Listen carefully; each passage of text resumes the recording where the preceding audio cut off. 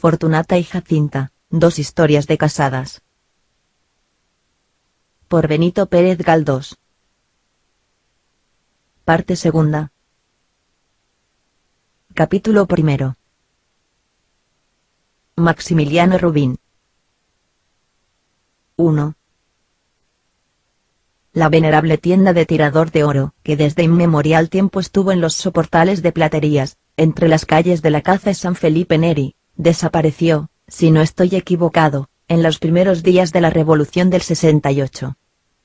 En una misma fecha cayeron, pues, dos cosas seculares, el trono aquel y la tienda aquella, que si no era tan antigua como la monarquía española, era lo más que los Borbones, pues su fundación databa de 1640, como lo decía un letrero muy mal pintado en la anaquelería.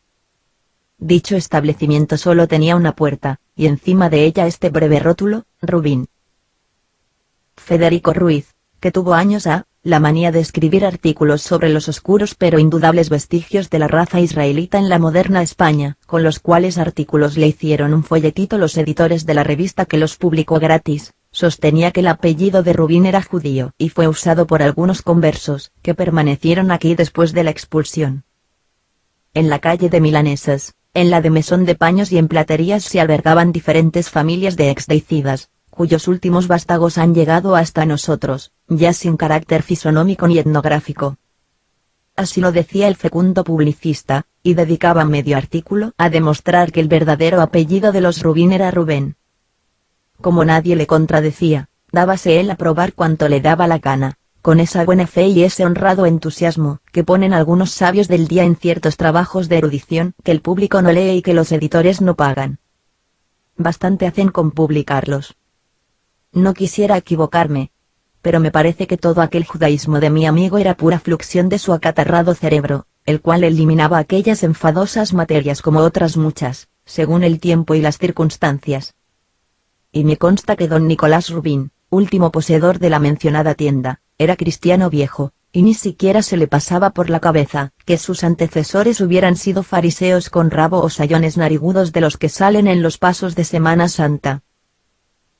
La muerte de este don Nicolás Rubín y el acabamiento de la tienda fueron simultáneos. Tiempo hacía que las deudas socavaban la casa, y se sostenía apuntalada por las consideraciones personales que los acreedores tenían a su dueño. El motivo de la ruina, según opinión de todos los amigos de la familia, fue la mala conducta de la esposa de Nicolás Rubín, mujer desarreglada y escandalosa, que vivía con un lujo impropio de su clase, y dio mucho que hablar por sus devaneos y trapisondas.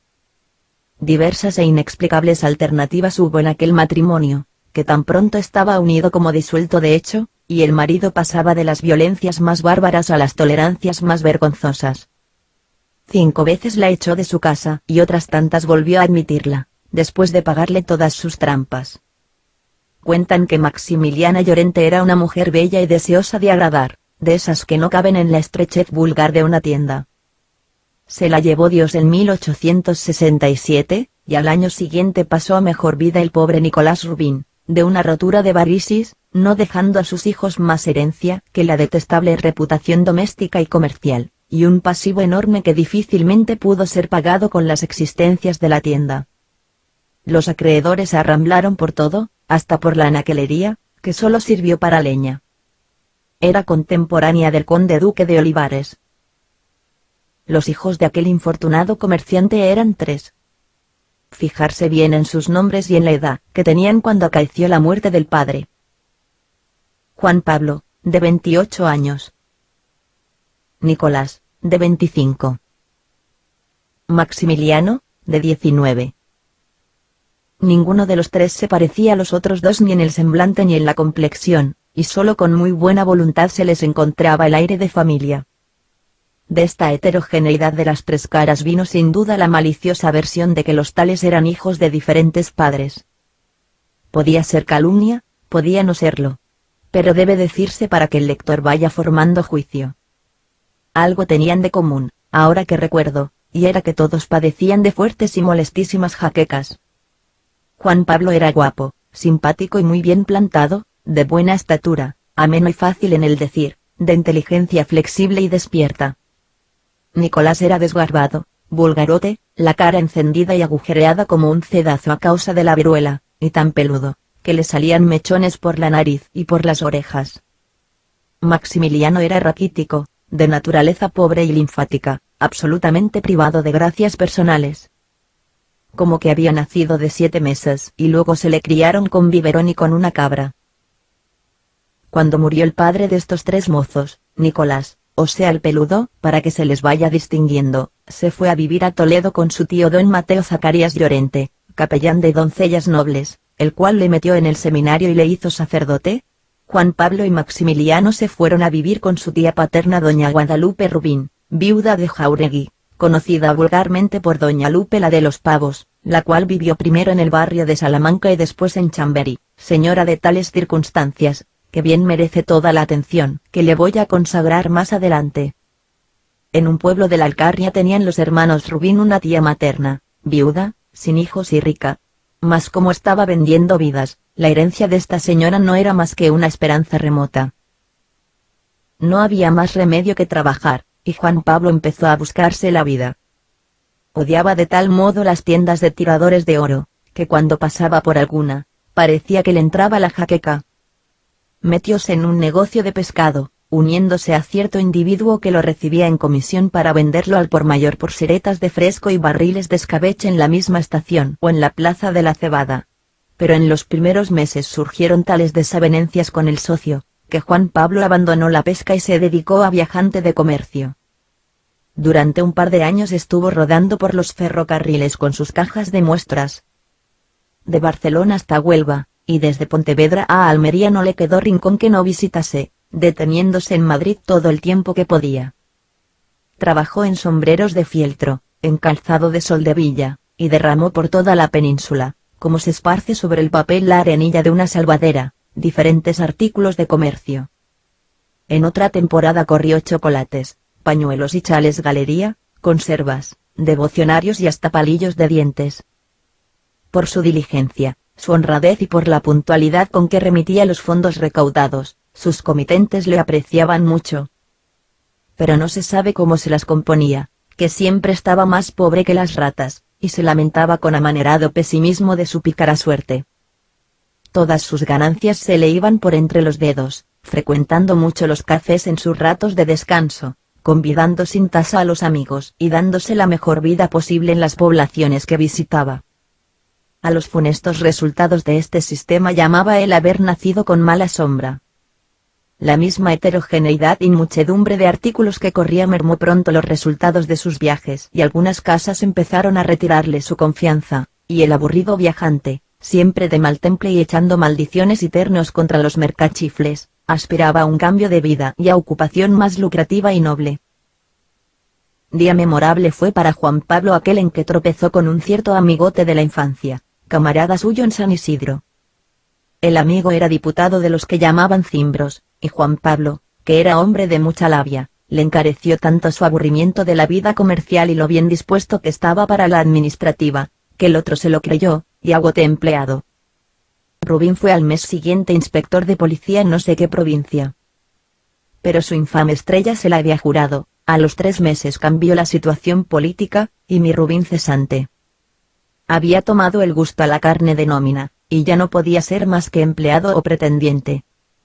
No sé qué hay en ello, pero es lo cierto que hasta la cesantía parece que es un goce amargo para ciertas naturalezas, porque las emociones del pretender las vigorizan y entonan, y por eso hay muchos que el día que les colocan se mueren. La irritabilidad les ha dado vida y la sedación brusca les mata. Juan Pablo sentía increíbles deleites en ir al café, a hablar mal del gobierno, anticipar nombramientos, darse una vuelta por los ministerios, acechar al protector en las esquinas de gobernación o a la salida del Congreso, dar el salto del tigre y caerle encima cuando le veía venir. Por fin salió la credencial. Pero, ¡qué demonio! Siempre la condenada suerte persiguiéndole, porque todos los empleos que le daban eran de lo más antipático que imaginarse puede. Cuando no era algo de la policía secreta, era cosa de cárceles o presidios. Entretanto cuidaba de su hermano pequeño, por quien sentía un cariño que se confundía con la lástima, a causa de las continuas enfermedades que el pobre chico padecía. Pasados los 20 años, se vigorizó un poco, aunque siempre tenía sus arrechuchos. Y viéndole más entonado, Juan Pablo determinó darle una carrera para que no se malograse como él se malogró, por falta de una dirección fija desde la edad en que se plantea el porvenir de los hombres. Achacaba el mayor de los Rubín su desgracia a la disparidad entre sus aptitudes innatas y los medios de exteriorizarse. Oh, si mi padre me hubiera dado una carrera, pensaba, yo sería hoy algo en el mundo. No tardó en recibir un nuevo golpe, pues cuando soñaba con un ascenso le limpiaron otra vez el comedero. Y he aquí a mi hombre paseándose por Madrid con las manos en los bolsillos, o viendo correr tontamente las horas en este y el otro café, hablando de la situación. Siempre de la situación, de la guerra y de lo infames, indecentes y mamarrachos que son los políticos españoles. Duro en ellos. Así se desahogan los espíritus alborotados y tempestuosos. Y por aquella vez no había esperanzas para Juan Pablo, porque los suyos, los que él llamaba con tanto énfasis los míos, estaban por los suelos, y había lo que llaman racha en las regiones burocráticas. A veces exploraba el mísero cesante su conciencia, y se asombraba de no encontrar en ella nada en que fundar terminantemente su filiación política. Porque ideas fijas, Dios las diera. Había leído muy poco y nutría su entendimiento de lo que en los cafés escuchaba y de lo que los periódicos le decían. No sabía fijamente si era liberal o no, y con el mayor desparpajo del mundo llamaba doctrinario a cualquiera sin saber lo que la palabra significaba. Tan pronto sentía en su espíritu, sin saber por qué ni por qué no, frenético entusiasmo por los derechos del hombre. Tan pronto se le inundaba el alma de gozo oyendo decir que el gobierno iba a dar mucho estacazo y a pasarse los tales derechos por las narices. En tal situación, presentóse inopinadamente en Madrid Nicolás Rubín, el curita peludo, que también tenía sus pretensiones de ingresar no sé si en el clero castrense o en el catedral, y ambos hermanos celebraron unos coloquios muy reservados, paseando solos por las afueras. De resultas de esto, Juan Pablo apareció un día en el café con cierta animación, mucho desenfado en sus juicios políticos, dándolas de profeta y expresando más altaneramente que nunca su desprecio de la situación dominante. A los que de esta manera se conducen, se les mira en los cafés con un poquillo de respeto y aun con cierta envidia, suponiéndoles conocedores de secretos de Estado o de alguna intriga muy gorda. El amigo Rubín dijo, en ausencia de él don Basilio Andrés de la Caña, que era uno de los puntos fijos en la mesa, me parece a mí que no juega limpio con nosotros. Si le van a colocar que lo diga de una vez. ¿Qué tenemos? ¿Viene la federal o qué? Misterios. Meditemos. ¿O es que le lleva cuentos a don Práxedes? Bueno, señores, que se los lleve. No me importa el espionaje. Esto pasaba a fines de 1872. De pronto Rubín dijo que iba al extranjero a reanudar sus trabajos de viajante de comercio. Desapareció de Madrid, y al cabo de meses se susurró en la tertulia del café que estaba en la facción, y que don Carlos le había nombrado algo como contador o intendente en su cuartel real.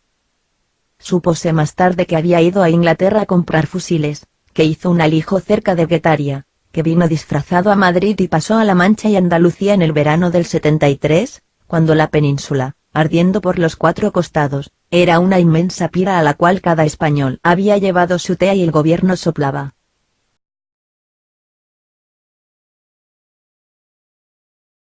2. Juan Pablo, que siempre se había equivocado en lo referente a sí mismo y andaba por caminos torcidos, acertó al disponer que su hermano pequeño siguiese la carrera de farmacia. Muchas personas que no hacen más que disparates, poseen esta perspicacia del consejo y de la dirección de los demás, y no dando pie con bola en los destinos propios, ven claro en los del prójimo. En tal decisión tuvo además bastante parte un grande amigo del difunto Nicolás Rubín y de toda la familia, el farmacéutico Samaniego, dueño de la acreditada botica de la calle del Ave María, prometiendo tomar bajo sus auspicios a Maximiliano, llevársele de mancebo o practicante con la mira de que, andando el tiempo, se quedase al frente del establecimiento. Empezó Maximiliano sus estudios el 69, y su hermano y su tía le ponderaban lo bonita que era la farmacia y lo mucho que con ella se ganaba, por ser muy caros los medicamentos y muy baratas las primeras materias, agua del pozo, ceniza del fogón, tierra de los tiestos, etc. El pobre chico, que era muy dócil, con todo se mostraba conforme. Lo que es entusiasmo, hablando en plata, no lo tenía por esta carrera ni por otra alguna. No se había despertado en él ningún afán grande ni esa curiosidad sedienta de que sale la sabiduría. Era tan endeble que la mayor parte del año estaba enfermo, y su entendimiento no veía nunca claro en los senos de la ciencia, ni se apoderaba de una idea sino después de echarle muchas lazadas como si la amarrara. Usaba de su escasa memoria como de un ave de cetrería para cazar las ideas. Pero el halcón se le marchaba a lo mejor, dejándole con la boca abierta y mirando al cielo. Fueron penosísimos los primeros pasos en la carrera. La pereza y la debilidad le retenían en el lecho por las mañanas más tiempo del regular, y la pobre doña Lupe pasaba la pena negra para sacarle de las sábanas. Levantábase ella muy temprano, y se ponía a dar golpes con el almirez junto a la misma cabeza del durmiente, que las más de las veces no se daba por entendido de tal estruendo. Luego le hacía cosquillas, acostaba al gato con él, le retiraba las sábanas con la debida precaución para que no se enfriase. El sueño se cebaba de tal modo en aquel cuerpo, por las exigencias de la reparación orgánica, que el despertar del estudiante era obra de romanos y una de las cosas en que más energía y constancia desplegaba doña Lupe. El muchacho estudiaba y quería cumplir con su deber, pero no podía ir más allá de sus alcances. Doña Lupe le ayudaba a estudiar las lecciones, animábale en sus desfallecimientos, y cuando le veía apurado y temeroso por la proximidad de los exámenes, se ponía la mantilla y se iba a hablar con los profesores. Tales cosas les decía, que el chico pasaba, aunque con malas notas. Como no estuviese enfermo, asistía puntualmente a clase, y era de los que traían mayor trajín de notas, apuntes y cuadernos. Entraba en el aula cargado con aquel fardo, y no perdía sílaba de lo que el profesor decía. Era de cuerpo pequeño y no bien conformado, tan endeble que parecía que se lo iba a llevar el viento, la cabeza chata, el pelo lacio y ralo. Cuando estaban juntos él y su hermano Nicolás, a cualquiera que les viese se le ocurriría proponer al segundo que otorgase al primero los pelos que le sobraban. Nicolás se había llevado todo el cabello de la familia, y por esta usurpación pilosa, la cabeza de Maximiliano anunciaba que tendría calva antes de los 30 años. Su piel era lustrosa, fina, cutis de niño con transparencias de mujer desmedrada y clorótica. Tenía el hueso de la nariz hundido y chafado, como si fuera de sustancia blanda y hubiese recibido un golpe, resultando de esto no solo fealdad sino obstrucciones de respiración nasal, que eran sin duda la causa de que tuviera siempre la boca abierta. Su dentadura había salido con tanta desigualdad que cada pieza estaba, como si dijéramos, donde le daba la gana.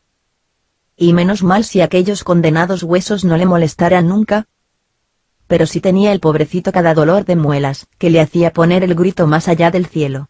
Padecía también de corizas y las empalmaba, de modo que resultaba un coriza crónico, con la pituitaria echando fuego y destilando sin cesar. Como ya iba aprendiendo el oficio, se administraba el yoduro de potasio en todas las formas posibles, y andaba siempre con un canuto en la boca aspirando brea, demonios o no sé qué. Dígase lo que se quiera, Rubín no tenía ilusión ninguna con la farmacia. Mas no estaba vacía de aspiraciones altas el alma de aquel joven, tan desfavorecido por la naturaleza, que física y moralmente parecía hecho de sobras. A los 2 o 3 años de carrera, aquel molusco empezó a sentir vibraciones de hombre, y aquel ciego de nacimiento empezó a entrever las fases grandes y gloriosas del astro de la vida. Vivía doña Lupe en aquella parte del barrio de Salamanca que llamaban Pajaritos. Maximiliano veía desde la ventana de su tercer piso a los alumnos de Estado Mayor, cuando la escuela estaba en el 40 antiguo de la calle de Serrano. Y no hay idea de la admiración que le causaban aquellos jóvenes, ni del arrobamiento que le producía la franja azul en el pantalón, el ros, la levita con las hojas de roble bordadas en el cuello, y la espada. Tan chicos algunos y ya con espada. Algunas noches, Maximiliano soñaba que tenía su tizona, bigote y uniforme, y hablaba dormido. Despierto deliraba también, figurándose haber crecido una cuarta, tener las piernas derechas y el cuerpo no tan caído para adelante, imaginándose que se le arreglaba la nariz, que le brotaba el pelo y que se le ponía un empaque marcial como el del más pintado. ¡Qué suerte tan negra! Si él no fuera tan desgarbado de cuerpo y le hubieran puesto a estudiar aquella carrera. ¿Cuánto se habría aplicado? Seguramente, a fuerza de sobar los libros, le habría salido el talento, como se saca lumbre a la madera frotándola mucho. Los sábados por la tarde, cuando los alumnos iban al ejercicio con su fusil al hombro, Maximiliano se iba tras ellos para verles maniobrar, y la fascinación de este espectáculo durábale hasta el lunes. En la clase misma, que por la placidez del local y la monotonía de la lección convidaba a la somnolencia, se ponía a jugar con la fantasía y a provocar y encender la ilusión. El resultado era un completo éxtasis, y al través de la explicación sobre las propiedades terapéuticas de las tinturas madres, veía a los alumnos militares en su estudio táctico de campo, como se puede ver un paisaje al través de una vidriera de colores. Los chicos de la clase de botánica se entretenían en ponerse motes semejantes a las nomenclaturas de Linneo. A un tal Anacleto que se las tiraba de muy fino y muy señorito, le llamaban Anacletus obsequiosissimus. A Encinas, que era de muy corta estatura, le llamaban Quercus gigantea. Olmedo era muy abandonado y le caía admirablemente el Ulmus silvestris. Narciso Puerta era feo, sucio y mal oliente. Pusiéronle pseudo Narcissus odoriferus. A otro que era muy pobre y gozaba de un empleito, le pusieron Christophorus officinalis y por último, a Maximiliano Rubin, que era feísimo, desmañado y de muy cortos alcances, se le llamó durante toda la carrera Rubinius vulgaris. Al entrar el año de 1874, tenía Maximiliano 25 y no representaba aún más de 20. Carecía de bigote, pero no de granos que le salían en diferentes puntos de la cara. A los 23 años tuvo una fiebre nerviosa que puso en peligro su vida, pero cuando salió de ella parecía un poco más fuerte. Ya no era su respiración tan fatigosa ni sus corizas tan tenaces, y hasta los condenados raigones de sus muelas parecían más civilizados. No usaba ya el yoduro tan a pasto ni el canuto de brea, y solo las jaquecas persistían, como esos amigos machacones cuya visita periódica causa espanto. Juan Pablo estaba entonces en el cuartel real, y doña Lupe dejaba a Maximiliano en libertad, porque le creía inaccesible a los vicios por razón de su pobreza física, de su natural apático y de la timidez, que era el resultado de aquellas desventajas. Y además de libertad, dábale su tía algún dinero para sus placeres de mozo, segura de que no había de gastarlo sino con mucho pulso. Inclinábase el chico a economizar, y tenía una hucha de barro en la cual iba metiendo las monedas de plata y algún centén de oro que le daban sus hermanos, cuando venían a Madrid. En la ropa era muy mirado, y gustaba de hacerse trajes baratos y de moda, que cuidaba como a las niñas de sus ojos. De esto le sobrevino alguna presunción, y gracias a ella su figura no parecía tan mala como era realmente. Tenía su buena capa de embozos colorados. Por la noche se liaba en ella, metíase en el tranvía y se iba a dar una vuelta hasta las 11, rara vez hasta las 12. Por aquel tiempo se mudó doña Lupe a Chamberí, buscando siempre casas baratas, y Maximiliano fue perdiendo poco a poco la ilusión de los alumnos de Estado Mayor. Su timidez, lejos de disminuir con los años, parecía que aumentaba. Creía que todos se burlaban de él considerándole insignificante y para poco. Exageraba sin duda su inferioridad, y su desaliento le hacía huir del trato social. Cuando le era forzoso ir a alguna visita, la casa en que debía entrar imponíale miedo, aún vista por fuera, y estaba dando vueltas por la calle antes de decidirse a penetrar en ella. Temía encontrar a alguien que le mirara con malicia, y pensaba lo que había de decir, aconteciéndolas más de las veces que no decía nada. Ciertas personas le infundían un respeto, que casi era pánico, y al verlas venir por la calle se pasaba a la otra acera. Estas personas no le habían hecho daño alguno. Al contrario, eran amigos de su padre, o de doña Lupe o de Juan Pablo. Cuando iba al café con los amigos, estaba muy bien si no había más que 2 o 3. En este caso hasta se le soltaba la lengua y se ponía a hablar sobre cualquier asunto. Pero como se reunieran 6 u 8 personas, enmudecía, incapaz de tener una opinión sobre nada. Si se veía obligado a expresarse, o porque se querían quedar con él o porque sin malicia le preguntaban algo, ya estaba mi hombre como la grana y tartamudeando. Por esto le gustaba más, cuando el tiempo no era muy frío, vagar por las calles, embozadito en su pañosa, viendo escaparates y la gente que iba y venía, parándose en los corros en que cantaba un ciego, y mirando por las ventanas de los cafés. En estas excursiones podía muy bien emplear 2 horas sin cansarse, y desde que se daba cuerda y cogía impulso, el cerebro se le iba calentando, calentando hasta llegar a una presión altísima en que el joven errante se figuraba estar persiguiendo aventuras y ser muy otro de lo que era. La calle con su bullicio y la diversidad de cosas que en ella se ven, ofrecía gran incentivo a aquella imaginación, que al desarrollarse tarde, solía desplegar los bríos de que dan muestras algunos enfermos graves. Al principio no le llamaban la atención las mujeres que encontraba, pero al poco tiempo empezó a distinguir las guapas de las que no lo eran, y se iba en seguimiento de alguna, por puro éxtasis de aventura, hasta que encontraba otra mejor y la seguía también. Pronto supo distinguir de clases, es decir, llegó a tener tan buen ojo, que conocía al instante las que eran honradas y las que no. Su amigo Ulmus Silvestris, que a veces le acompañaba, indújole a romper la reserva que su encogimiento le imponía, y Maximiliano conoció algunas que había visto más de una vez y que le habían parecido muy guapetonas. Pero su alma permanecía serena en medio de sus tentativas viciosas, las mismas con quienes pasó ratos agradables le repugnaban después, y como las viera venir por la calle, les huía el bulto. Agradábale más vagar solo que en compañía de Olmedo, porque éste le distraía, y el goce de Maximiliano consistía en pensar e imaginar libremente y a sus anchas, figurándose realidades y volando sin tropiezo por los espacios de lo posible, aunque fuera improbable. Andar, andar y soñar al compás de las piernas, como si su alma repitiera una música cuyo ritmo marcaban los pasos, era lo que a él le deleitaba. Y como encontrar a mujeres bonitas, solas, en parejas o en grupos, bien con toquilla a la cabeza o con manto, gozaba mucho en afirmarse a sí mismo que aquellas eran honradas, y en seguirlas hasta ver a dónde iban. Una honrada. Que me quiera una honrada. Tal era su ilusión. Pero no había que pensar en tal cosa. Solo de pensar que le dirigía la palabra a una honrada, le temblaban las carnes. Si cuando iba a su casa y estaban en ella Rufinita Torquemada o la señora de Samaniego con su hija Olimpia, se metía en la cocina por no verse obligado a saludarlas.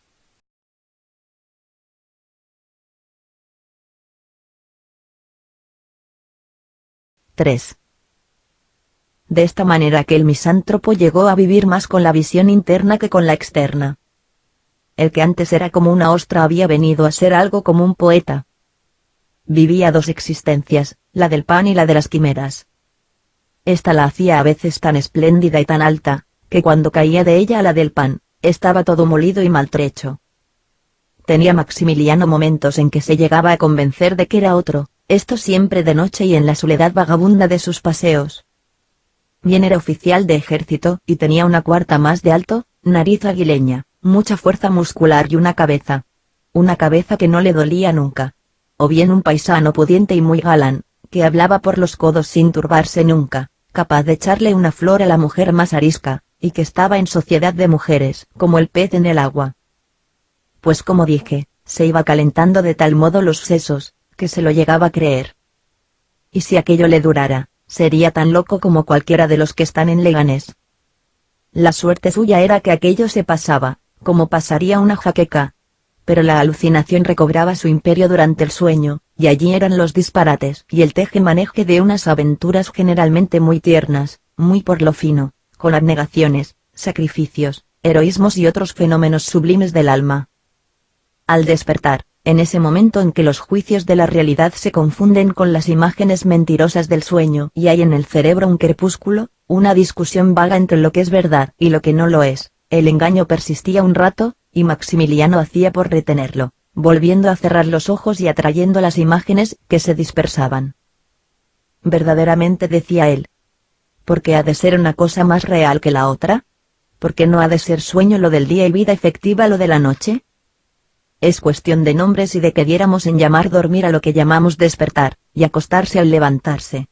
¿Qué razón hay para que no diga yo ahora mientras me visto, Maximiliano, ahora te estás echando a dormir? Vas a pasar mala noche, con pesadilla y todo, o sea con clase de materia farmacéutica animal. El tal Ulmus Silvestris era un chico simpático, buen mozo, alegre y de cabeza un tanto ligera. De todos los compañeros de Rubinius Vulgaris, aquel era el que más le quería, y Maximiliano le pagaba con un cariño que tenía algo de respeto. Llevaba Olmedo una vida muy poco ejemplar, mudando cada mes de casa de huéspedes, pasándose las noches en lugares pecaminosos, y haciendo todos los disparates estudiantiles, como si fueran un programa que había que cumplir sin remedio. Últimamente vivía con una tal Feliciana, graciosa y muy corrida, dándose importancia con ello, como si el entretener mujeres fuese una carrera en que había que matricularse para ganar título de hombre hecho y derecho. Dábale él lo poco que tenía, y ella afanaba por su lado para ir viviendo, un día con estrecheces, otro con rumbo y siempre con la mayor despreocupación. Tomaba él en serio este género de vida, y cuando tenía dinero, invitaba a sus amigos a tomar un bacalao en su hotel, dándose unos aires de hombre de mundo y pillín, con cierta imitación mala del desvaire parisiense que conocía por las novelas de Paul de Kock. Feliciana era de Valencia, y ponía muy bien el arroz. Pero el servicio de la mesa y la mesa misma tenían que ver. Y Olmedo lo hacía todo tan al vivo y tan con arreglo a programa, que se emborrachaba sin gustarle el vino, cantaba flamenco sin saberlo cantar, destrozaba la guitarra y hacía todos los desatinos que, a su parecer, constituían el rito de perdido, pues a él se le antojó ser perdido, como otros son masones o caballeros cruzados, por el prurito de desempeñar papeles y de tener una significación. Si existiera el uniforme de perdido, Olmedo se lo hubiera puesto con verdadero entusiasmo, y sentía que no hubiese un distintivo cualquiera, cinta, plumacho o galón, para salir con él, diciendo tácitamente, vean ustedes lo perdulario que soy. Y en el fondo era un infeliz. Aquello no era más que una prolongación viciosa de la edad del pavo. Maximiliano no iba nunca a las francachelas de su amigo, aunque éste le convidaba siempre. Pero se informaba de la salud de Feliciana, como si fuera una señora, y Olmedo también tomaba esto en serio, diciendo, la tengo un poquillo delicada. Hoy le he dicho a Orfila que se pase por casa. Este Orfila era un estudiantillo de último año de medicina, que se llamaba lo mismo que el célebre doctor, y curaba, es decir, recetaba a los amigos y a las amigas de los amigos. Un día, al salir de clase, dijo Olmedo a Rubín, vete por casa si quieres ver a una mujer. Hasta allí. Es una amiga de Feliciana, que se ha ido a nuestro hotel unos días mientras encuentra colocación. ¿Es honrada?, preguntó Rubín, mostrando en su tono la importancia que daba a la honradez. ¿Honrada? ¿Qué narices?, exclamó el Perdis riendo. ¿Pero tú crees que hay alguna mujer que sea lo que se llama honrada? Esto lo dijo con aplomo filosófico, el sombrero inclinado sobre la sien derecha como distintivo de sus ideas acerca de la depravación humana. Ya no había mujeres honradas, lo decía un conocedor profundo de la sociedad y del vicio. El escepticismo de Olmedo era signo de infancia, un desorden de transición fisiológica, algo como una segunda dentición. Todo se reduce a echar muchas babas, y luego ya viene el hombre con otras ideas y otra manera de ser. ¿Con que no es honrada?, apuntó Maximiliano, que habría deseado que todas las hembras lo fueran. ¿Qué ha de ser, hombre? Buena púa está. Llegó a Madrid no hace mucho tiempo con un barbián. Creo que tratante en fusiles. Traía en un tren, chico. La vi una noche. Te juro que daba el puro opio. Parecía del propio París. Pero yo no sé lo que pasó. Narices. Aquel señor no jugaba limpio, y una mañana se largó dejando un pico muy grande en la casa de huéspedes, y otro pico no sé dónde, y picos y picos. Total, que la pobre tuvo que empeñar todos sus trapos y se quedó con lo puesto, nada más que con lo puesto, cuando lo tiene puesto se entiende. Feliciana se la encontró no sé dónde hecha un mar de lágrimas, y le dijo, vente a mi casa. Allí está. Hace sus saliditas, ojo al Cristo, para lo cual Feliciana le presta su ropa. No te creas. Es una chica muy buena. Tiene un ángel. Por la noche fue Maximiliano al hotel de Feliciana, tercer piso en la calle de Pelayo, y al entrar, lo primero que vio es que junto a la puerta de entrada había un cuartito pequeño, que era donde moraba la huéspeda, y ésta salía de su escondrijo cuando Rubín entraba. Feliciana había salido a abrir con el quinqué en la mano, porque lo llevaba para la sala, y a la luz vivísima del petróleo sin pantalla, encaró Maximiliano con la más extraordinaria hermosura que hasta entonces habían visto sus ojos. Ella le miró a él como a una cosa rara, y él a ella como a sobrenatural aparición. Pasó Rubín a la salita, y dejando su capa, se sentó en un sillón de hule cuyos muelles asesinaban la parte del cuerpo que sobre ellos caía. Olmedo quería que su amigo jugase con él a las 7:30. Pero como Maximiliano se negase a ello, empezó a hacer solitarios.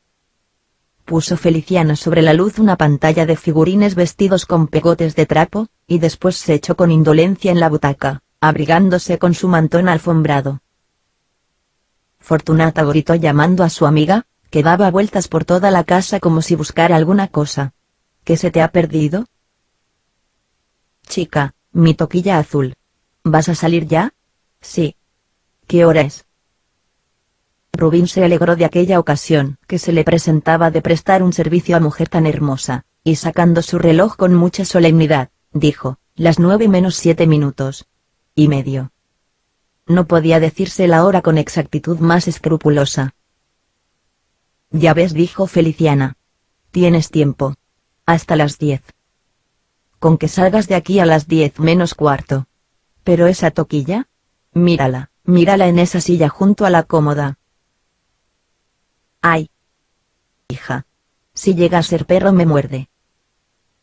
Se la puso, envolviéndose la cabeza, echando miradas a un espejo de marco negro que sobre la cómoda estaba, y después se sentó en una silla a hacer tiempo.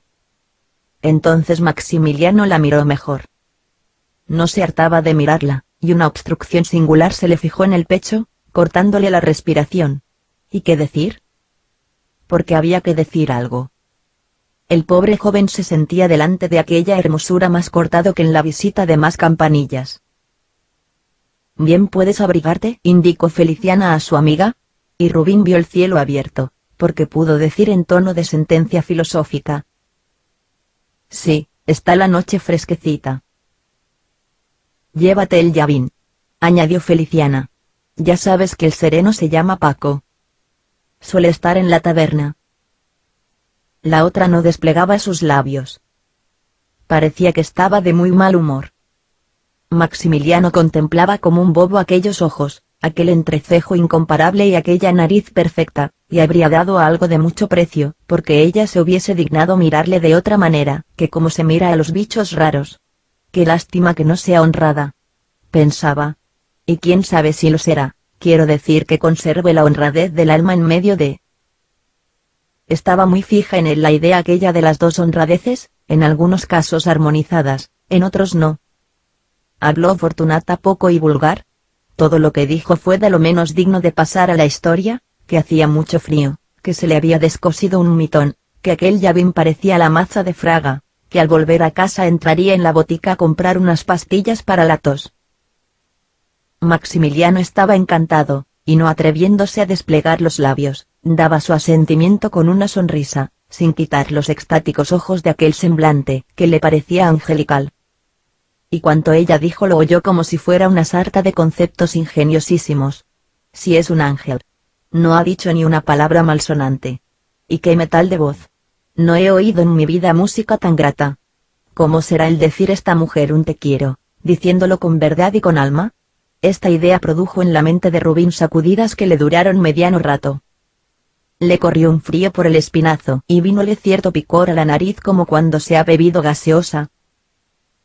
Cansado de hacer solitarios, Olmedo se puso a contar cuentos indecentes, lo que a Maximiliano le pareció muy mal. Otras noches había oído anécdotas parecidas y se había reído. Pero aquella noche se ponía de todos colores deseando que a su condenado amigo se le secara la boca. Qué desvergüenza contar aquellas marranadas delante de personas. De personas decentes, sí señor. Estaba Rubín tan desconcertado como si las dos mujeres allí presentes fuesen remilgadas damas o alumnas de un colegio monjil. Pero su timidez le impedía mandar callar a Olmedo. Fortunata no se reía tampoco de aquellos estúpidos chistes. Pero más bien parecía indiferente que indignada de oírlos. Estaba distraída pensando en sus cosas. ¿Qué cosas serían aquellas? Diera Maximiliano por saberlas. Su hucha con todo lo que contenía. Al acordarse de su tesoro tuvo otra sacudida, y se removió en el asiento lastimándose mucho con el duro contacto de aquellos mal llamados muelles. Pero el cuento más salado. Narices. Dijo Olmedo, es el del panadero. ¿Lo sabes tú? Cuando aquel obispo fue a la visita pastoral y se acostó en la cama del cura. Veréis. Fortunata se levantó para marcharse. ocurrióle a Maximiliano salir detrás de ella para ver dónde iba. Era la manera especial suya de hacer la corte. En su espíritu soñador existía la vaga creencia de que aquellos seguimientos entrañaban una comunicación misteriosa, quizás magnética. Seguir, mirando de lejos, era un lenguaje o telegrafía sui generis, y la persona seguida, aunque no volviese la vista atrás, debía de conocer en sí los efectos del fluido de atracción. Salió Fortunata despidiéndose muy fríamente, y a los 2 minutos se despidió también Maximiliano con ánimo de alcanzarla todavía en el portal. Pero aquel condenado Ulmus Silvestris le entretuvo a la fuerza, cogiéndole una mano y apretándosela con bárbaros alardes de vigor muscular, para reírse con los chillidos de dolor que daba el pobre Rubinius Vulgaris.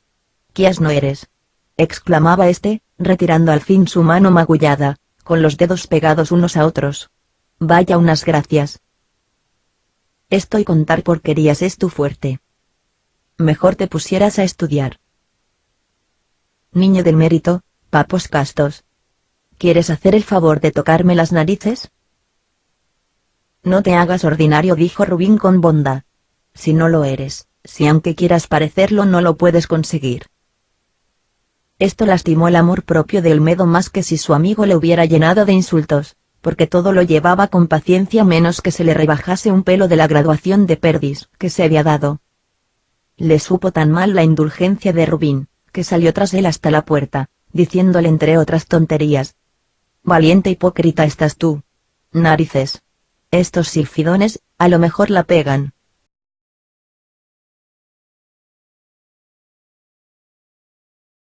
«4.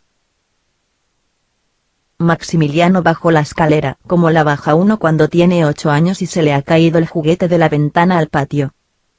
Llegó sin aliento al portal, y allí dudó si debía tomar a la derecha o a la izquierda de la calle. El corazón le dijo que fuera hacia la calle de San Marcos. Apretó el paso pensando que Fortunata no debía de andar muy aprisa y que la alcanzaría pronto. ¿Será aquella?, creyó ver la toquilla azul, pero al acercarse notó que no era la nube de su cielo. Cuando veía una mujer que pudiera ser ella, acortaba el paso por no aproximarse demasiado, pues acercándose mucho no eran tan misteriosos los encantos del seguimiento. Anduvo calles y más calles, retrocedió, dio vueltas hasta y la otra manzana, y la dama nocturna no parecía. Mayor desconsuelo no sintió en su vida. Si la encontrara era capaz hasta de hablarle y decirle algún amoroso atrevimiento. Se agitó tanto en aquel paseo vagabundo, que a las 11 ya no se podía tener en pie, y se arrimaba a las paredes para descansar un rato. Irse a su casa sin encontrarla y darse un buen trote con ella, a distancia de 30 pasos, dábale mucha tristeza. Pero al fin se hizo tan tarde y estaba tan fatigado, que no tuvo más remedio que coger el tranvía de Chamberí y retirarse. Llegó y se acostó, deseando apagar la luz para pensar sobre la almohada. Su espíritu estaba abatidísimo. Asaltáronle pensamientos tristes, y sintió ganas de llorar. Apenas durmió aquella noche, y por la mañana hizo propósito de ir al hotel de Feliciana en cuanto saliera de clase. Hízolo como lo pensó, y aquel día pudo vencer un poco su timidez. Feliciana le ayudaba, estimulándole con maña, y así logró Rubín decir a la otra algunas cosas que por disimulo de sus sentimientos quiso que fueran maliciosas. «Tardecillo vino usted anoche. A las 11 no había vuelto usted todavía». Y por este estilo otras frases vulgares que Fortunata oía con indiferencia y que contestaba de un modo desdeñoso. Maximiliano reservaba las purezas de su alma para ocasión más oportuna, y con feliz instinto había determinado iniciarse como uno de tantos, como un cualquiera que no quería más que divertirse un rato. Dejóles solos la tunanta de Feliciana, y Rubín se acobardó al principio, pero de repente se rehizo. No era ya el mismo hombre. La fe que llenaba su alma, aquella pasión nacida en la inocencia y que se desarrolló en una noche, como árbol milagroso que surge de la tierra cargado de fruto, le removía y le transfiguraba. Hasta la maldita timidez quedaba reducida a un fenómeno puramente externo. Miró sin pestañear a Fortunata, y cogiéndole una mano, le dijo con voz temblorosa: «Si usted me quiere querer, yo la querré más que a mi vida». Fortunata le miró también a él, sorprendida. Le parecía imposible que el bicho raro se expresase así. Vio en sus ojos una lealtad y una honradez que la dejaron pasmada. Después reflexionó un instante, tratando de apoyarse en un juicio pesimista. Se habían burlado tanto de ella, que lo que estaba viendo no podía ser sino una nueva burla. Aquel era, sin duda, más pillo y más embustero que los demás. Consecuencia de tales ideas fue la sonora carcajada que soltó la mujer aquella ante la faz compungida de un hombre que era todo espíritu. Pero él no se desconcertó, y la circunstancia de verse escuchado con atención, dábale un valor desconocido. Ánimo. Si usted me quiere, yo la adoraré, yo la idolatraré a usted. Revelaba la tal mujer un gran escepticismo, y lo que hacía la muy pícara era tomar a risa la pasión del joven. ¿Y si lo probara?, dijo Maximiliano con seriedad que le dio. Parece mentira. Un tornasol de hermosura. Si le probara a usted de un modo que no dejase lugar a dudas. ¿Qué? Que la idolatraré. No, que ya la estoy idolatrando. Tiene gracia. Idolatrando. Ja, ja. Repitió la otra, y devolvía la palabra como se devuelve una pelota en el juego. Maximiliano no insistió en emplear vocablos muy expresivos. Comprendió que lo ridículo se le venía encima. No dijo más que, bueno, seremos amigos. Me contento con eso por hoy. Yo soy un infeliz, quiero decir, soy bueno. Hasta ahora no he querido a ninguna mujer. Fortunata le miraba y, francamente, no podía acostumbrarse a aquella nariz chafada, a aquella boca tan sin gracia, al endeble cuerpo que parecía se iba a deshacer de un soplo. Que siempre se enamoraran de ella tipos así. Obligada a disimular y a hacer ciertos papeles, aunque en verdad no los hacía muy bien, siguió la conversación en aquel terreno. Esta noche quiero hablar con usted, dijo Rubín categóricamente. Vendré a las 8:30. ¿Me da usted palabra de no salir?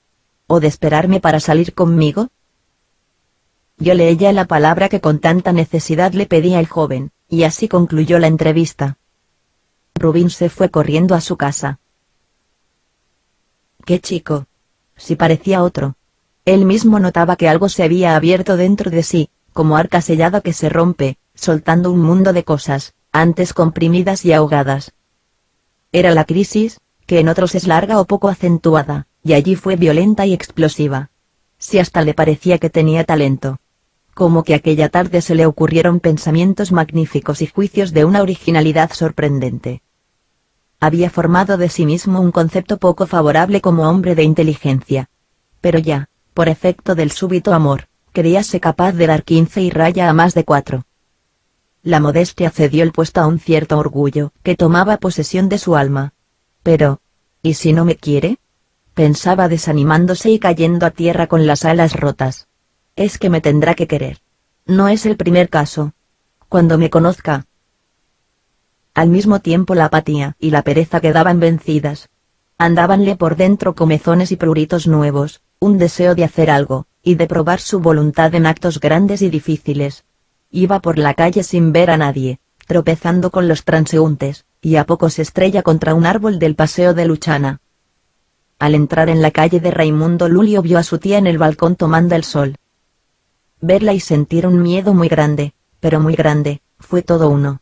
Si mi tía lo sabe. Pero del miedo salió al instante la reacción de valor, y apretó los puños debajo de la capa, los apretó tanto que le dolieron los dedos. Si mi tía se opone, que se oponga y que se vaya a los demonios. Nunca, ni aun con el pensamiento, había hablado Maximiliano de doña Lupe con tan poco respeto. Pero los antiguos moldes estaban rotos. Todo el mundo y toda la existencia anteriores a aquel estado novísimo se hundían o se disipaban como las tinieblas al salir el sol. Ya no había tía, ni hermanos, ni familia, ni nada, y quienquiera que se le atravesase en su camino era declarado enemigo. Maximiliano tuvo tal acceso de coraje, que hasta se ofreció a su mente con caracteres odiosos la imagen de doña Lupe, de su segunda madre. Al subir las escaleras de la casa se serenó, pensando que su tía no sabía nada, y si lo sabía, que lo supiera. «Ea, ¿qué carácter estoy echando?», se dijo al meterse en su cuarto. Cerró cuidadosamente la puerta y cogió la hucha. su primer impulso fue estrellarla contra el suelo y romperla para sacar el dinero. Y ya la tenía en la mano para consumar tan antieconómico propósito, cuando le asaltaron temores de que su tía oyera el ruido y entrase y le armara un cisco. Acordóse de lo orgullosa que estaba doña Lupe de la hucha de su sobrino. Cuando iban visitas a la casa la enseñaba como una cosa rara, sonándola y dando a probar el peso, para que todos se pasmaran de lo arregladito y previsor que era el niño. Esto se llama formalidad. Hay pocos chicos que sean así. Maximiliano discurrió que para realizar su deseo, necesitaba comprar otra hucha de barro exactamente igual a aquella y llenarla de cuartos para que sonara y pesara. Se estuvo riendo a solas un rato, pensando en el chasco que le iba a dar a su tía. Él, que no había cometido nunca una travesura. Lo único que había hecho, años atrás, era robarle a su tía botones para coleccionarlos. Instintos de coleccionista, que son variantes de la avaricia. Alguna vez llegó hasta cortarle los botones de los vestidos. Pero con un solfeo que le dieron no le quedaron ganas de repetirlo. Fuera de esto, nada. Siempre había sido la misma mansedumbre, y tan económico que su tía le amaba más quizá por la virtud del ahorro, que por las otras. Pues señor. Manos a la obra.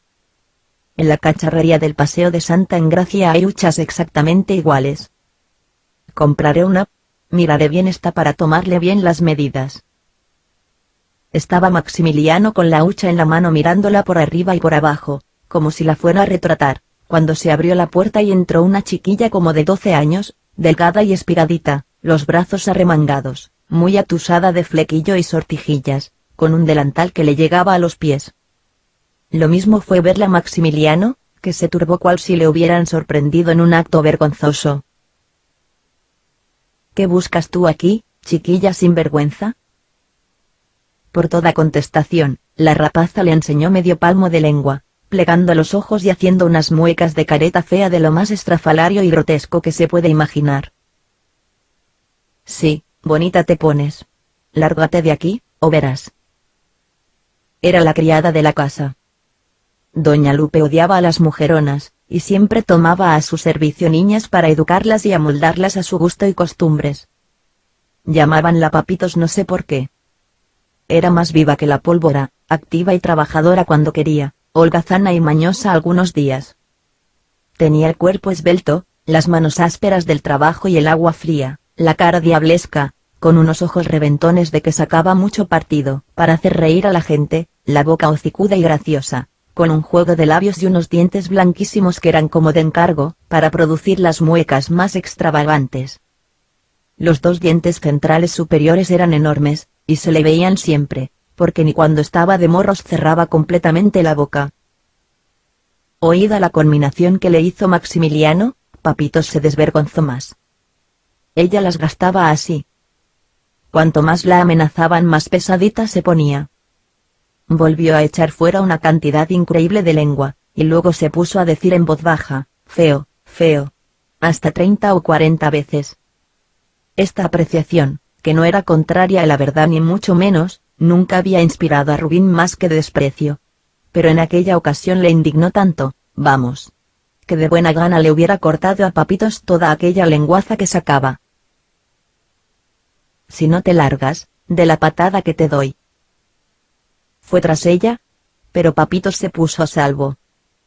Parecía que volaba. Desde el fondo del pasillo, en la puerta de la cocina, repetía sus burlas, haciendo con las manos gestos de mico. Volvió él a su cuarto muy incomodado y a poco entró ella otra vez. ¿Qué buscas aquí? Vengo a por la lámpara para aviarla. El motivo de haber dicho esto la chiquilla con relativo juicio y serenidad, fue que se oyeron los pasos de doña Lupe, y su voz temerosa, mira, Papitos, que voy allá. Tía, venga usted. Está de jarana. Acusón. Le dijo por lo bajo la chicuela al coger la lámpara, feón. La culpa la tienes tú, añadió severamente doña Lupe, en la puerta, porque te pones a jugar con ella, le ríes las gracias, y ya ves. Cuando quieres que te respete, no puede ser. Es muy mal criada. La tía y el sobrino hablaron un instante. ¿También vendrás tarde esta noche? Mira que las noches están muy frías. Estas heladas son crueles. Tú no estás para valentías. No, si no siento nada. Nunca he estado mejor, dijo Rubín, sintiendo que la timidez le ganaba otra vez. No hagamos simplezas. Hace un frío horrible. ¡Qué año tan malo! ¿Creerás que anoche no pude entrar en calor hasta la madrugada? Y eso que me eché encima 4 mantas. ¡Qué atrocidad! Como que estamos entre las cátedras de Roma y Antioquía, que es, según decía mi Jáuregui, el peor tiempo de Madrid.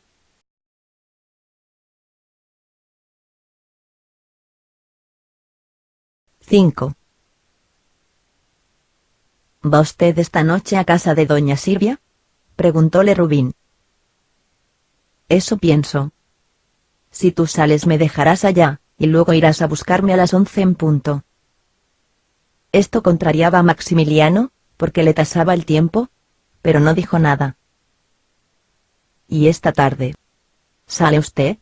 —preguntó luego, deseando que su tía saliese antes de comer, para verificar, mientras ella estuviese fuera, la sustitución de las huchas.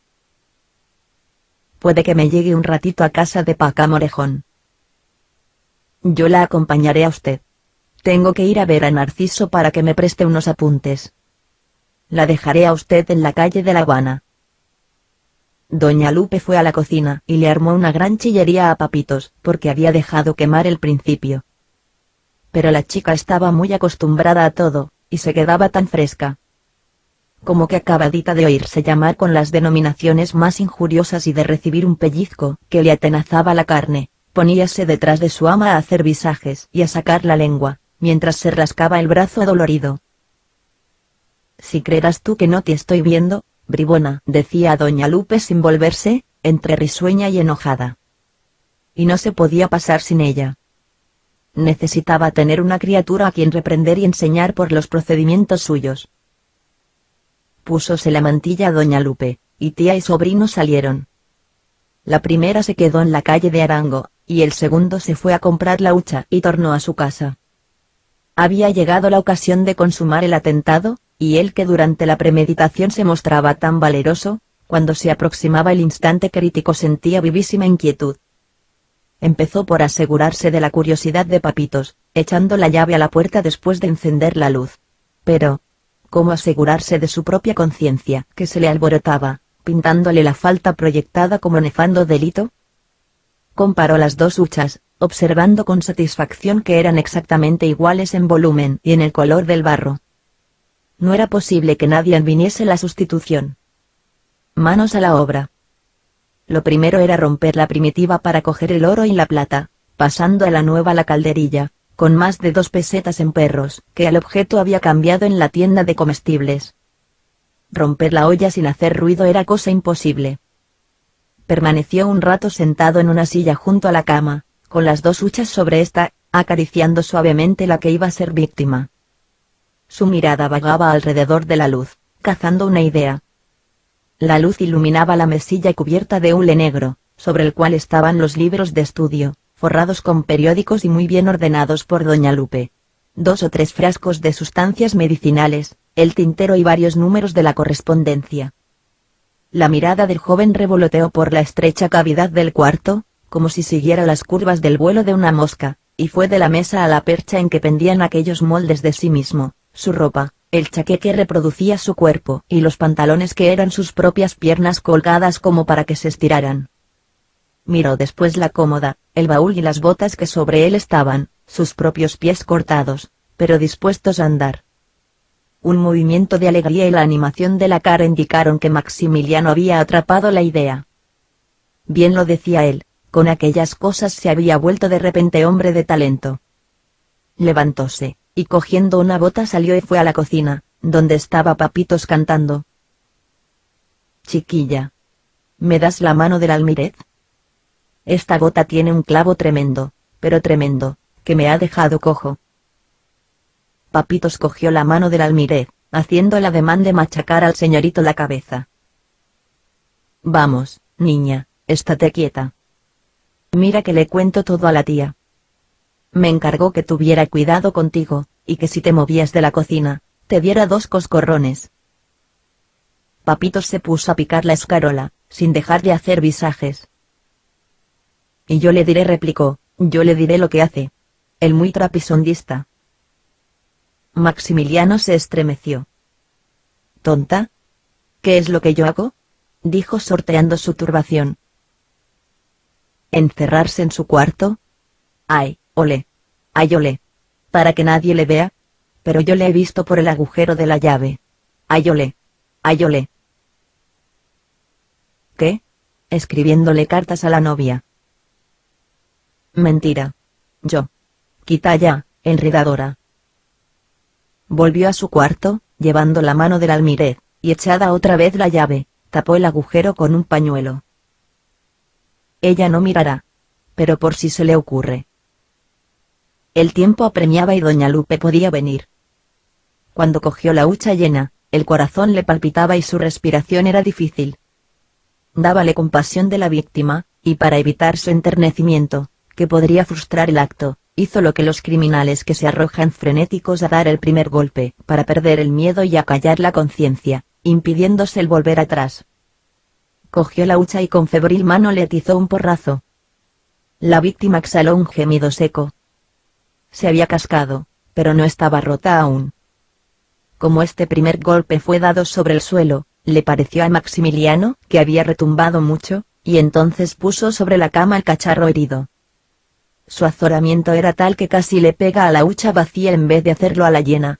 Pero se serenó, diciendo: «¡Qué tonto soy! Si esto es mío, ¿por qué no he de disponer de ello cuando me dé la gana?». Y leña, más leña. La infeliz víctima, aquel antiguo y leal amigo, modelo de honradez y fidelidad, gimió a los fieros golpes, abriéndose al fin en 3 o 4 pedazos.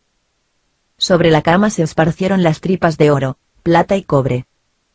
Entre la plata, que era lo que más abundaba, brillaban los centenes como las pepitas amarillas de un melón entre la pulpa blanca. Con mano trémula, el asesino lo recogió todo menos la calderilla, y se lo guardó en el bolsillo del pantalón. Los cascos esparcidos semejaban pedazos de un cráneo, y el polvillo rojo del barro cocido que ensuciaba la colcha blanca parecióle al criminal manchas de sangre. Antes de pensar en borrar las huellas del estropicio, pensó en poner los cuartos en la hucha nueva, operación verificada con tanta precipitación que las piezas se atragantaban en la boca y algunas no querían pasar. Como que la boca era un poquitín más estrecha que la de la muerta. Después metió el cobre de las 2 pesetas que había cambiado. No había tiempo que perder. Sentía pasos. ¿Subiría ya doña Lupe? No, no era ella. Pero pronto vendría y era forzoso despachar. Aquellos cascos. ¿Dónde los echaría? He aquí un problema que le puso los pelos de punta al asesino. Lo mejor era envolver aquellos despojos sangrientos en un pañuelo y tirarlos en medio de la calle cuando saliera. ¿Y la sangre? Limpió la colcha como pudo, soplando el polvo. Después advirtió que su mano derecha y el puño de la camisa conservaban algunas señales, y se ocupó en borrarlas cuidadosamente. También la mano del almirez necesitó de un buen limpión. ¿Tendría algo en la ropa? Se miró bien de pies a cabeza. No había nada. Absolutamente nada. Como todos los matadores en igual caso, fue escrupuloso en el examen. Pero a estos desgraciados se les olvida siempre algo, y donde menos lo piensan se conserva el dato acusador que ilumina a la justicia. Lo que desconcertó a Rubín cuando creyó concluida su faena, fue la aprensión de advertir que la hucha nueva no se parecía nada a la sacrificada. Como antes del crimen las vio tan iguales que parecían una misma. Error de los sentidos. También podía ser error la diferencia que después del crimen notaba. ¿Se equivocó antes o se equivocaba después? En la enorme turbación de su ánimo no podía decidir nada. Pero sí, basta tener ojos, decía, para conocer que esta hucha no es aquella. En esta el barro es más recocho, de color más oscuro, y tiene por aquí una mancha negra. A la simple vista se ve que no es la misma. Dios nos asista. A ver el peso. Pues el peso me parece que es menor en esta. No, más bien mayor, mucho mayor. Fatalidad. Quedó separado un largo rato mirando a la luz y viendo en ella a doña Lupe en el acto de coger la hucha falsa y decir: «Pero esta hucha. No sé. Me parece. No es la misma.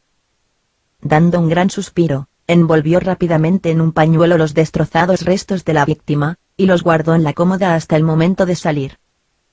Puso la nueva hucha en el sitio de costumbre, que era el cajón alto de la cómoda, abrió la puerta, quitando el pañuelo que tapaba el agujero de la llave, y después de llevar a la cocina el instrumento alevoso, volvió a su cuarto con idea de contar el dinero.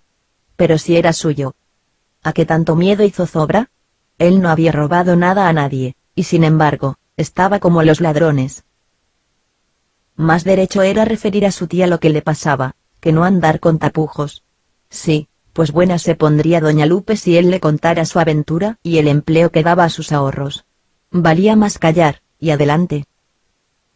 No pudo entretenerse en contar su tesoro, porque entró doña Lupe, dirigiéndose inmediatamente a la cocina.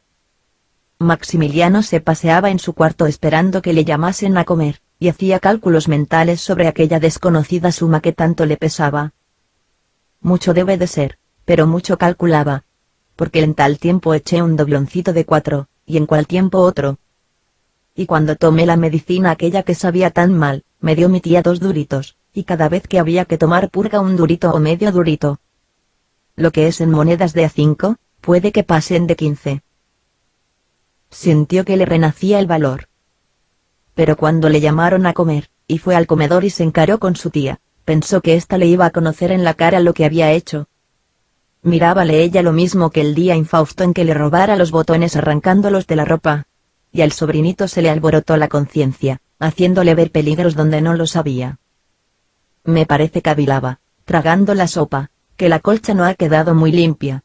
Caspitina, se me olvidó una cosa. Pero una cosa muy importante. Ver si habían caído pedacitos de barro en alguna parte. Ahora recuerdo que oí el tin, como si un casquillo saltara en el momento del golpe y fuera a chocar disparado con el frasco de yoduro. En el suelo quizás. Y mi tía barre todos los días. ¿Cómo me mira? Si sospechara algo. Lo que ahora me faltaba era que mi tía hubiese pasado por la tienda al volver de casa de las de Morejón, y le hubiera dicho el tendero, aquí estuvo su sobrino a cambiar 2 pesetas en calderilla. El mirar escrutador de doña Lupe no tenía nada de particular. Acostumbrada a ella a estudiarle la cara, para ver cómo andaba de salud, y el tal semblante era un libro en que la buena señora había aprendido más medicina que farmacia su sobrino en los textos impresos. Me parece que tú no andas bien, le dijo. Cuando entré te sentí toser. Estas heladas. Por Dios, ten mucho cuidado. No tengamos aquí otra como la del año pasado, que empalmaste 4 catarros y por poco pierdes el curso. No olvides de liarte un pañuelo de seda en la cabeza, de noche, cuando te acuestes. Y yo que tú empezaría a tomar el agua de brea. No hagas ascos. Es bueno curarse en salud. Por sí o por no, mañana te traigo las pastillas de Tolú. Con esto se tranquilizó el joven comprendiendo que las miradas no eran más que la inspección médica de todos los días. Comieron y se prepararon para salir. El criminal se embozó bien en la capa y apagó la luz de su cuarto para coger los restos de la víctima y sacarlos ocultamente. Como las monedas que en el bolsillo del pantalón llevaba no eran paja, se denunciaban sonando una contra otra. Por evitar este ruido inoportuno, Maximiliano se metió un pañuelo en aquel bolsillo, atarugándolo bien para que las piezas de plata y oro no chistasen, y así fue en efecto, pues en todo el trayecto desde Chamberí hasta la casa de Torquemada el oído de doña Lupe, que siempre se afinaba con el rumor de dinero, como el oído de los gatos con los pasos del ratón, y hasta parecía que entiesaba las orejas, no percibió nada, absolutamente nada. El sobrinito, cuando creía que las monedas se movían, atarugaba el bolsillo como quien ataca un arma. Creeríase que le había salido un tumor en la pierna.